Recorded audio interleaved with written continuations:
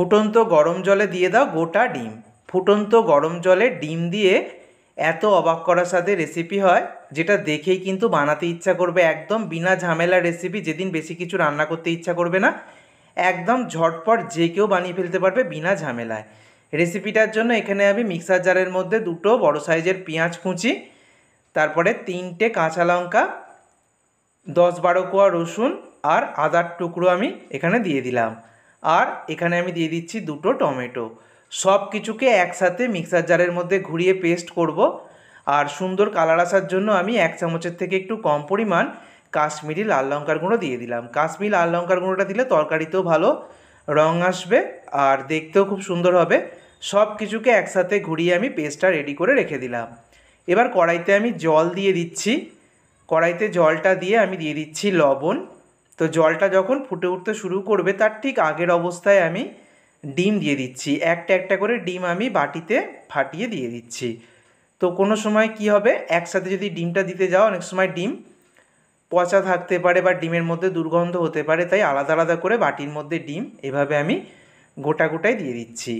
ডিমটাকে কিন্তু আমি ফেটিয়ে নিইনি, ডিমটাকে এরকম একদম গোটা গোটা আমি জাস্ট ভেঙে দিয়ে দিলাম। তো জলের মধ্যে দেখো এটাকে 5 থেকে 6 মিনিট খুব ভালো করে সিদ্ধ করতে হবে। কোনো রকম খুন্তি দিয়ে নাড়াচাড়া করবে না, ঘাঁটবে না। মিনিট 6 পর আমি গ্যাস অফ করে দিলাম। খুন্তি দিয়ে নাড়াচাড়া করলে যেটা সমস্যা হবে, কুসুমটা কিন্তু ফেটে যাবে বা ভেঙে যাবে।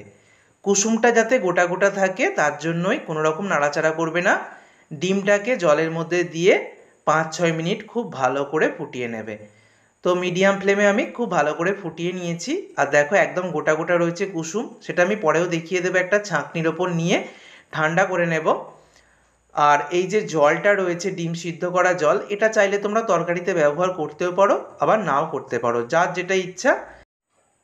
তো স্ট্রেনারের মধ্যে রেখে দিয়েছিলাম মিনিট 2 মতো, জলটা ভালো করে ঝরে গেছে। এবার আমি একটা থালার মধ্যে নিয়ে নিলাম। দেখো কুসুমগুলো কিন্তু গোটা গোটা রয়েছে, যেহেতু খুন্তি দিয়ে নাড়াচাড়া করিনি তাই কুসুমগুলো একদম গোটা গোটা রয়েছে। এবার এগুলোকে আমি আলাদা করে নিচ্ছি। তো এগুলো 5টা আমার একদম এরকম আলাদা করে নিলাম। এবার রান্নাটা মাত্র 2 চামচ তেলেই আমি করে নেব। 2 চামচ সর্ষের তেল এখানে আমি দিয়ে দিলাম। যেহেতু ডিমটাকে জলের মধ্যে ভাপিয়ে নিয়েছি তাই তেল বেশি ব্যবহার করব না, স্বাস্থ্যের দিকটা মাথায় রাখতে হবে।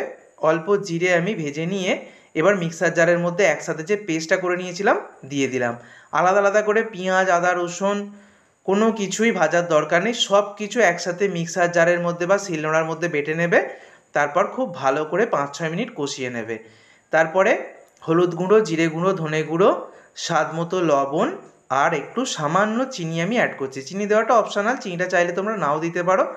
আর সামান্য জল দিলাম মশলাটাকে কষানোর জন্য। এবার মশলাটাকে 4-5 মিনিট সময় ধরে ভালো করে কষিয়ে নিতে হবে। একদম ঝটপট বিনা ঝামেলার রেসিপি। একদিকে ভাত বসিয়ে দিয়ে তোমরা এই রেসিপিটা করেও কিন্তু ঝটপট রান্না করে নিতে পারবে। হাতে কম সময় থাকলে রেসিপিটা করে নিতে পারো, ভাত রুটি সব কিছুর সাথে ভালো লাগবে। মশলাটা ভালো করে কষানো হয়ে গেলে আগে থেকে ভাপিয়ে সিদ্ধ করা ডিমগুলো আমি দিয়ে দিলাম। তো ডিমগুলো দিয়ে এবার নাড়াচাড়া করছি। খুব ভালো করে আমি মশলার সাথে ডিমকে মিশিয়ে নেব। মিনিট 2 মতো সময় ধরে খুব ভালো করে মিশিয়ে নেব। তো 2 মিনিট মতো খুব ভালো করে গ্রেভির সাথে ডিমটাকে মিশিয়ে নিয়েছি। এবার আমি জল অ্যাড করছি। এখানে গরম জল দিতে পারলে সবচেয়ে বেশি ভালো হয়। এই রান্নাটা একটু মাখা মাখা খেতেই বেশি ভালো লাগে, তাই খুব বেশি অতিরিক্ত জল দেবে না। তো জল দিয়ে খুব ভালো করে আমি মিশিয়ে নিলাম। এবার জলটা ফুটে উঠতে শুরু করেছে, দেখো ঝোলটা। তো আমি ঢাকা দিয়ে দিলাম। ঢাকা দিয়ে মিনিট 3-4 মতো আমি রান্না করব।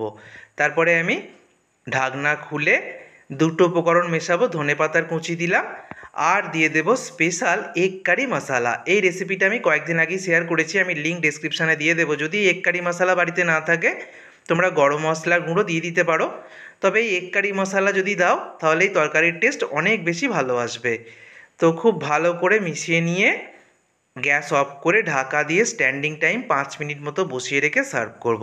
তৈরি হয়ে গেল ডিমের দুর্দান্ত স্বাদের রেসিপি, যেটা ফুটন্ত জলে আমি গোটা ডিম দিয়ে বানিয়ে নিয়েছি। কয়েকদিন আগে আমি বাটির মধ্যে তেল ব্রাশ করে আলাদা করে ভাপিয়ে দেখিয়েছিলাম, তবে ওটা যেহেতু বাটির মধ্যে সেটা একটু ঝামেলার মনে হতে পারে। তবে এইভাবে তোমরা একদম সরাসরি গরম জলের মধ্যে ডিম দিয়ে এই দুর্দান্ত রেসিপিটা বানিয়ে কিন্তু সার্ভ করতে পারো। ভাত রুটির সাথে সবাই আঙুল চেটে খাবে। সকলে সুস্থ থেকো, ধন্যবাদ।